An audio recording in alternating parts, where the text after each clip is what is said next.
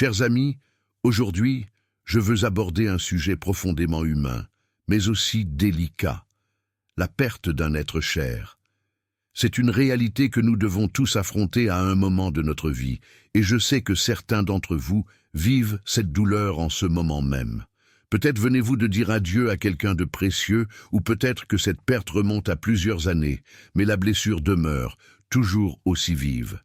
C'est une émotion universelle, mais tellement personnelle à la fois. Il est possible que vous hésitiez à écouter ces mots, de peur que cela ne rouvre des plaies que vous n'êtes pas encore prêt à affronter. Je comprends cela, et sachez qu'il n'y a rien d'anormal à ressentir cette appréhension. Il est humain de vouloir fuir la douleur, tout comme il est humain de ne pas se sentir prêt à avancer immédiatement. Chaque cœur a son propre rythme pour guérir, et ce chemin ne peut ni être précipité ni imposé. Je ne suis pas ici pour vous offrir des phrases toutes faites comme « le temps guérit toutes les blessures » ou « il faut tourner la page ». Ces mots, parfois, ne font que creuser davantage le fossé entre le cœur et la raison. Non, mon but est bien plus simple, mais aussi plus profond. Être à vos côtés, écouter, partager ce silence lourd qui souvent dit plus que les mots. Parce que la perte d'un être cher n'est pas qu'un événement. C'est une transformation, un bouleversement de l'âme. Et je crois que dans chaque moment de sincérité, à travers chaque pas, aussi petit soit-il, il y a une lumière qui nous attend. Ensemble, avançons doucement pour trouver cette lumière. Nous ne sommes souvent pas préparés à la douleur déchirante que nous pouvons ressentir au réveil chaque matin. Un bref instant où nous ouvrons les yeux, comme si nous oublions tout ce qui s'est passé pour que la réalité nous frappe de plein fouet, intensément. Le monde qui nous entoure perd soudainement sa couleur et les tâches quotidiennes qui semblaient autrefois faciles deviennent désormais si difficiles qu'elles semblent impossibles à accomplir. Surtout lorsque nous devons faire face à la solitude, nous pouvons traverser une série d'émotions contradictoires, comme une tristesse et une colère infinie, voire un vide envers le monde qui nous entoure. Parfois, nous nous sentons en colère contre la personne qui est partie, ou parfois, nous nous sentons coupables pour les choses que nous n'avons pas faites, que nous n'avons pas dites. Et puis, à d'autres moments, nous tombons dans un état de déni, où nous nous sentons paralysés, comme si nous ne pouvions rien ressentir d'autre. Beaucoup d'entre nous essaient d'être forts, de réprimer nos émotions, craignant d'être un fardeau pour les autres. Certains tentent de s'évader, de se plonger dans leur travail ou de s'occuper des autres pour oublier leur propre douleur. Mais le plus important est que nous devons comprendre que toute émotion que nous ressentons est tout à fait normale. Il n'y a pas de bonne ou de mauvaise façon de gérer la douleur. Le chemin pour surmonter la perte est un voyage incertain, comme traverser des terres inconnues. Sur ce chemin, nous passerons par de nombreuses étapes, et chacune d'elles a sa propre signification. Les psychologues ont parlé des étapes du deuil, mais il est important de se rappeler qu'elles ne se déroulent pas dans un ordre précis et qu'elles ne sont pas non plus les mêmes pour tout le monde. Chaque personne aura son propre parcours, et c'est là le caractère unique du deuil. Au début, nous nous sentons généralement choqués et nions la réalité. Notre esprit essaie de nous protéger d'une vérité que nous ne pouvons pas accepter. Nous pouvons continuer à vivre dans un état automatique, à faire les choses sans rien ressentir, ou, au contraire, à nous sentir paralysés, incapables de bouger. Mais toutes ces réactions sont naturelles. Notre corps et notre esprit essaient de nous protéger des chutes.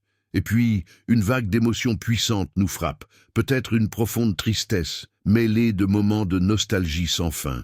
Lorsque nous explosons de colère ou sentons que ce qui s'est passé est injuste, nous pouvons nous mettre en colère contre le médecin, contre le destin, contre nous-mêmes, ou même contre la personne qui est partie. Et c'est aussi tout à fait normal. C'est la phase de négociation, une étape dans laquelle nous commençons à entretenir un dialogue interne avec des forces supérieures ou avec le destin.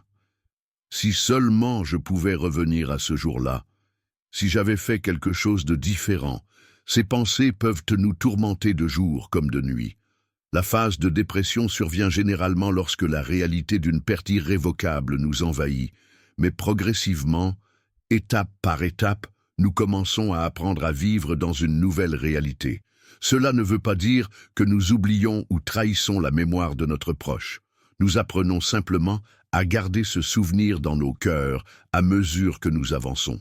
Le chemin vers l'acceptation de notre vie ne se présente pas comme un moment d'illumination, mais comme une compréhension progressive que nous sommes capables de continuer à vivre tout en gardant de l'amour pour la personne qui est partie. Dans les premiers jours et semaines qui suivent la perte, le plus important est de s'occuper des choses les plus élémentaires. Il peut sembler que manger, dormir et se reposer ne sont plus importants, mais ce sont précisément ces gestes simples qui nous aident à ne pas sombrer complètement.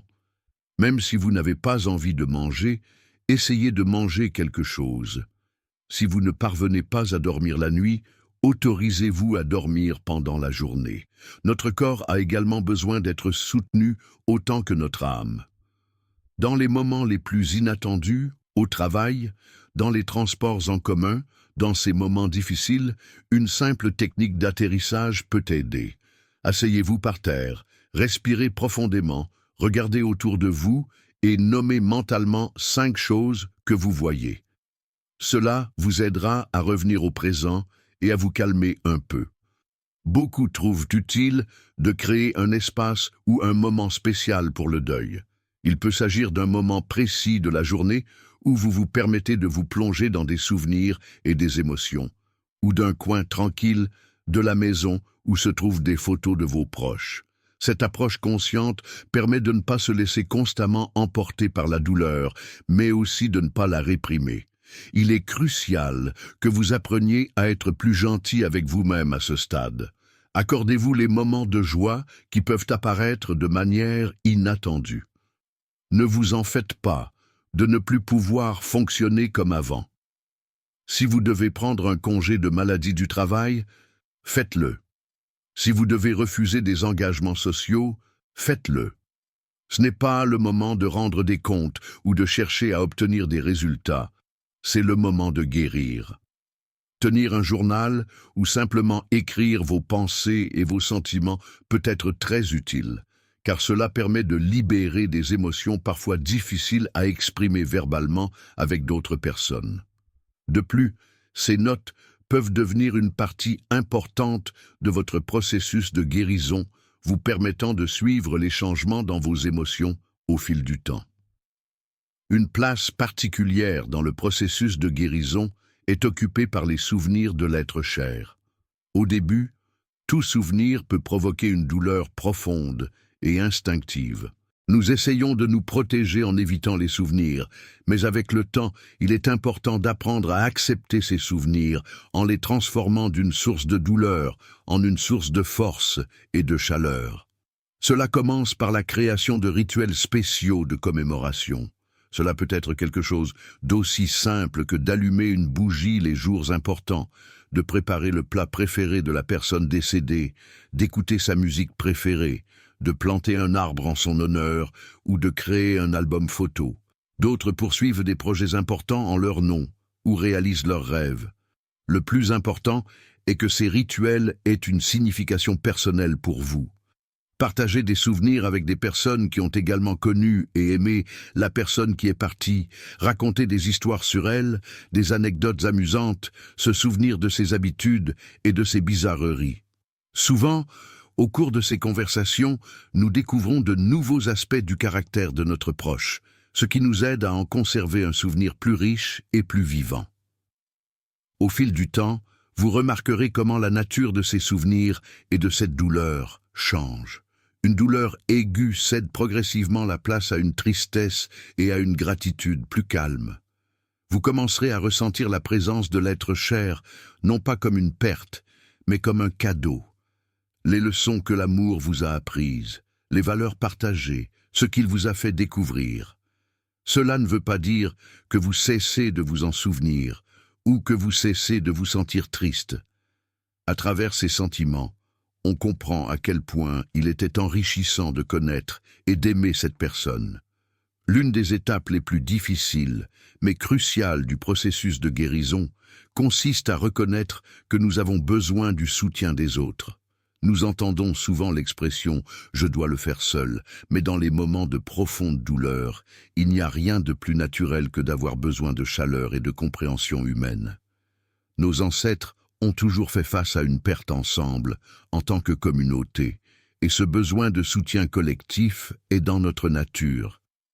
Parfois, nous avons l'impression que personne autour de nous ne peut comprendre notre douleur, mais souvent, les gens ne savent pas comment nous tendre la main.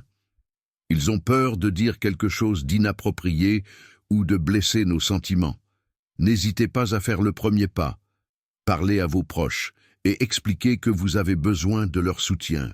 Cela peut être aussi simple que leur présence silencieuse pendant que vous marchez à vos côtés ou l'occasion de parler de vos sentiments. Les groupes de soutien où se réunissent des personnes ayant vécu des pertes similaires jouent un rôle particulier dans le processus de guérison.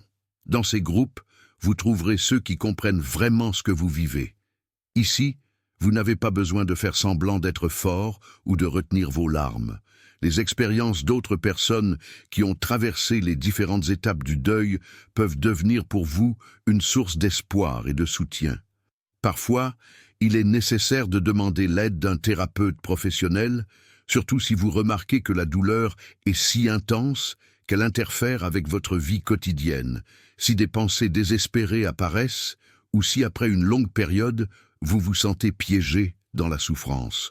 Demander l'aide d'un professionnel n'est pas un signe de faiblesse, mais plutôt un signe d'amour-propre et de respect de ses émotions sur le chemin de la guérison.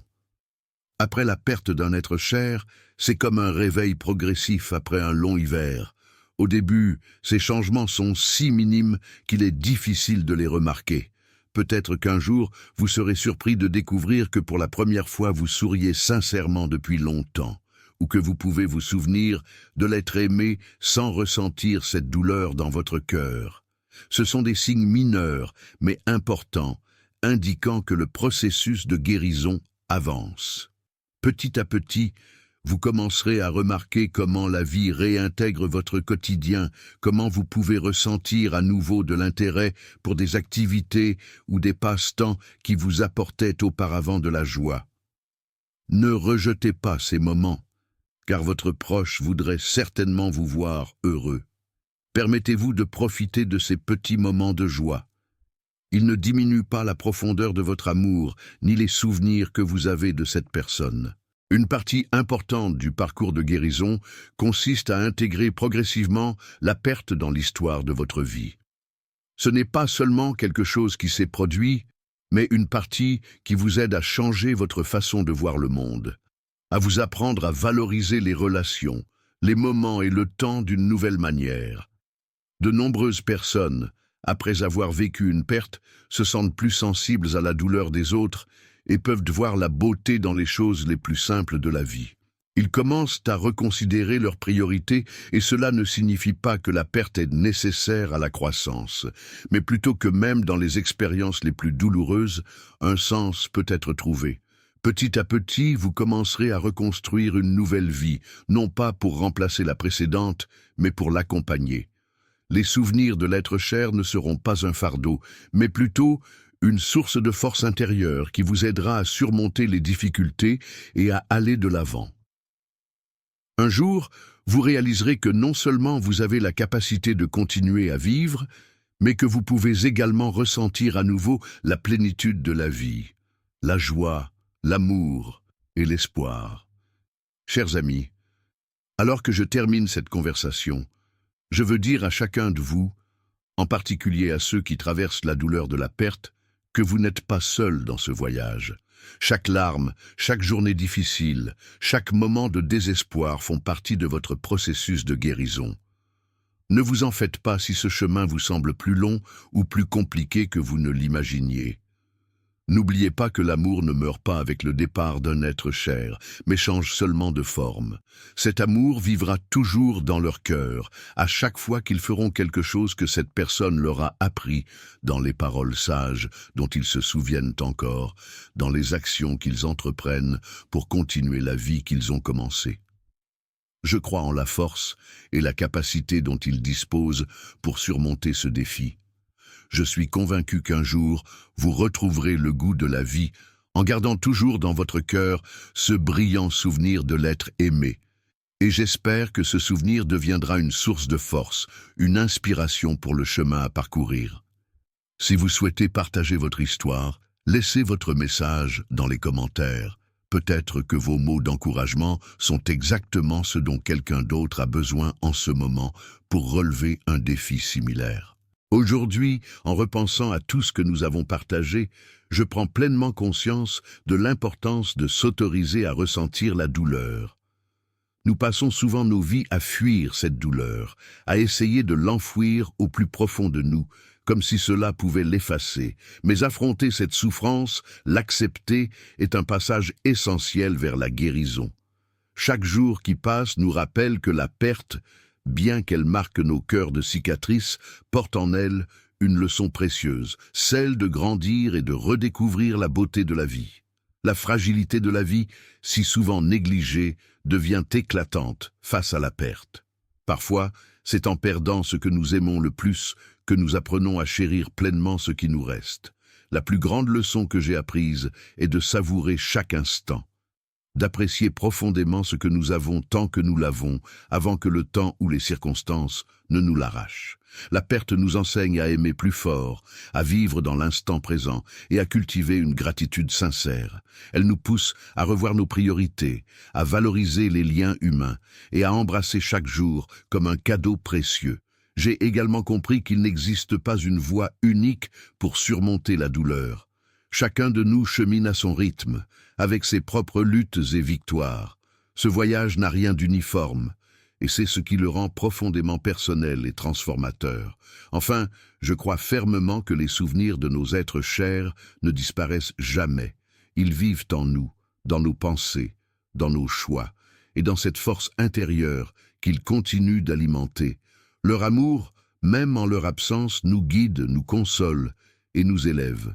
Cette expérience m'a ouvert les yeux sur ma propre résilience et m'a appris à regarder les autres avec davantage de compassion, de douceur et d'empathie.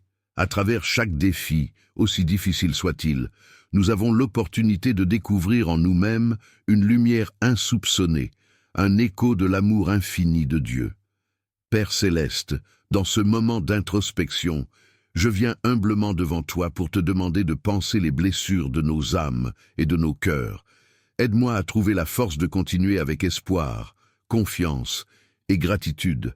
Apprends-nous à transformer la douleur en sagesse et les souvenirs en force. Accorde-nous ton réconfort divin et permets-nous de ressentir ta paix qui dépasse toute compréhension, même au milieu des ténèbres. Je te prie, Seigneur, de bénir tous ceux qui portent le fardeau de la perte, de leur donner le courage d'avancer avec foi et la sérénité de ton amour.